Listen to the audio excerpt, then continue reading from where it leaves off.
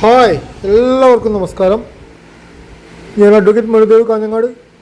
ഇന്ന് നമ്മൾ പോകുന്നത് തിരുച്ചിറപ്പള്ളിയിലുള്ള ശ്രീരംഗത്തിനടുത്ത് സ്ഥിതി ചെയ്യുന്ന തിരുവനൈക്കോവിൽ, അതായത് ജംബുകേശ്വരം. വളരെ പ്രധാനപ്പെട്ട ഒരു ശിവക്ഷേത്രമാണ്. പഞ്ചഭൂത ക്ഷേത്രങ്ങളിൽ വളരെ പ്രധാനപ്പെട്ട സ്ഥാനം വഹിക്കുന്ന ഒരു ക്ഷേത്രമാണ്. ജലത്തെ പ്രതിനിധീകരിച്ചുകൊണ്ടാണ് ഈ ക്ഷേത്രം സ്ഥിതി ചെയ്യുന്നത്.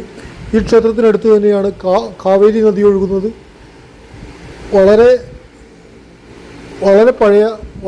പഴയതും വളരെ പ്രധാനപ്പെട്ടതുമായ ഹിന്ദു മഹാക്ഷേത്രങ്ങളിലൊരു ക്ഷേത്രമാണ് തിരുവനൈക്കാവൽ കോവിൽ. അമ്പലത്തിൻ്റെ ചെറിയ രീതിയിലുള്ള വീഡിയോസ് ഞാൻ എടുത്തിട്ടുണ്ട്. ഉള്ളിലേക്ക് നമുക്ക് ക്യാമറ പ്രവേശനമില്ലാത്തതുകൊണ്ട് ഉള്ളിലേക്ക് നമുക്ക് കാണാൻ പറ്റില്ല. പഞ്ചഭൂത ക്ഷേത്രങ്ങളിൽ വളരെ പ്രധാനപ്പെട്ട സ്ഥാനം വഹിക്കുന്ന, ജലത്തിൻ്റെ സ്ഥാനം വഹിക്കുന്ന ക്ഷേത്രത്തിലൊന്നാണ് തിരുവനൈക്കോവിൽ. തിരുച്ചിറപ്പള്ളിയിൽ നിന്ന് വളരെ ചുരുങ്ങിയ ദൂരം, അതായത് 7 രൂപയുടെ ബസ് ചാർജ് മാത്രമേ തിരുവനൈക്കോവിലേക്കുള്ളൂ. തമിഴ്നാട്ടിൽ ബസ് ചാർജ് പൊതുവെ കുറവായതുകൊണ്ട് റെയിൽവേ സ്റ്റേഷൻ്റെ മുന്നിൽ തന്നെ നിങ്ങൾക്ക് ബസ് കിട്ടും.